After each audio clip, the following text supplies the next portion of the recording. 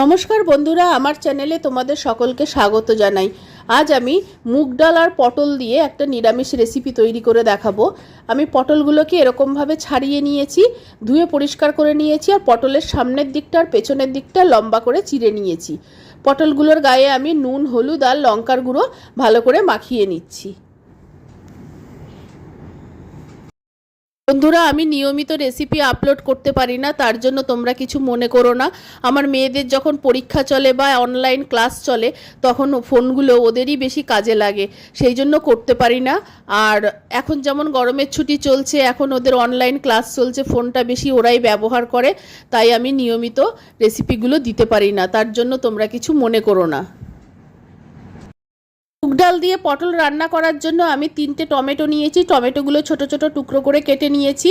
ছোট এক বাটি মুগ ডাল ধুয়ে পরিষ্কার করে নিয়েছি। আর একটা বাটিতে আমি 1 চামচ ধনে গুঁড়ো, 1 চামচ জিরে গুঁড়ো, 1 চামচ হলুদ গুঁড়ো, 1 চামচ লাল লঙ্কার গুঁড়ো জলে গুলে নিয়েছি। কড়াইতে সর্ষের তেল গরম করে নিয়েছি। সাদা তেলেও রান্নাটা করতে পারো, তাতে কোনো অসুবিধা নেই। এবার নুন, হলুদ আর লঙ্কার গুঁড়ো মাখানো পটলগুলো আমি ভেজে নেব। পটলগুলো হালকা লাল করে ভেজে নেব। পটলগুলো হালকা লাল করে ভাজা হয়ে গেছে। পটলগুলো আমি কড়াই থেকে তুলে নিচ্ছি।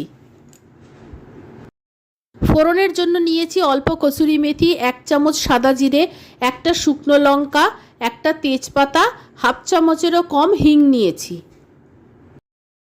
পটল ভাজার পরে বেশ খানিকটা তেল রয়েছে, তাই আর তেল দিলাম না। পটল ভাজার তেলের মধ্যেই ফোড়নটা দিয়ে দিলাম। ফোড়নটা হালকা ভেজে নিচ্ছি। ফোড়নটা ভেজে নেওয়ার পর টুকরো করে রাখা টমেটো 3টে তেলের মধ্যে দিয়ে দিলাম। টমেটোটাও একটু নরম হওয়া পর্যন্ত আমি ভেজে নিচ্ছি। টমেটোটা ভাজার সময় হাফ চামচ আদা বাটা দিয়ে দিলাম। আদা বাটাটা টমেটোটার সঙ্গে ভেজে নেব যতক্ষণ না কাঁচা গন্ধটা চলে যাচ্ছে।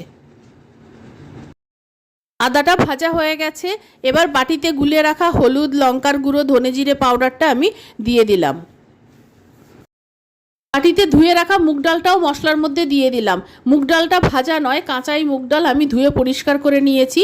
কাঁচা মুগ ডালটাই আমি মশলার সঙ্গে ভালো মতো কষিয়ে নেব। যতক্ষণ না পর্যন্ত মশলা থেকে তেল ছাড়ছে ততক্ষণ পর্যন্ত আমি মুগ ডালটা কষিয়ে নেব। মশলাটা আর ডালটা ভালো মতো কষানো হয়ে গেছে। এবার আমি জল দিয়ে দেব।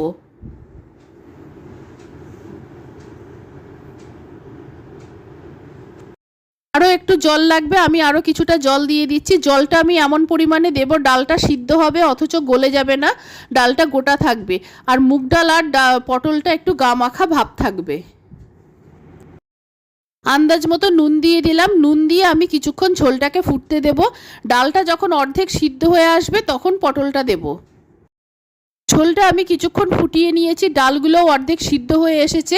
এবার আমি ভেজে রাখা পটলগুলো দিয়ে দেব। ভেজে রাখা সব পটলগুলো আমি দিয়ে দিলাম। এবার পটল আর ডাল আরও কিছুক্ষণ আমি ফুটিয়ে নেব। রান্নাটা প্রায় হয়ে এসেছে। ডালটা ভালো মতো সিদ্ধ হয়ে গেছে অথচ গোটা গোটা রয়েছে। নুন ঝাল সবই ঠিক আছে। স্বাদটা ব্যালেন্স করার জন্য অল্প চিনি দিলাম। অল্প একটু গরম মশলা ছড়িয়ে দিলাম। চিনি আর গরম মশলাটা নাড়াচাড়া করে ভালো মতো মিশিয়ে দিচ্ছি। আর আমি ঘিটা অত্যধিক গরমের জন্য দিলাম না, তোমরা চাইলে একটু ঘি দিয়ে নিতে পারো। নিরামিষ রান্না ঘি দিলে আর একটু ভালো লাগবে।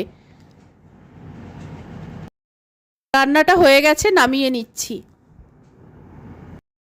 তৈরি হয়ে গেছে নিরামিষ মুগ পটলের তরকারি। আমার রেসিপি ভালো লাগলে অবশ্যই আমার চ্যানেলকে সাবস্ক্রাইব করো, লাইক করো, শেয়ার করো, আমার পাশে থেকো। আমার নতুন পুরনো সকল বন্ধুদের আন্তরিক ধন্যবাদ জানিয়ে, ভালোবাসা জানিয়ে আমার ভিডিও শেষ করছি। ধন্যবাদ।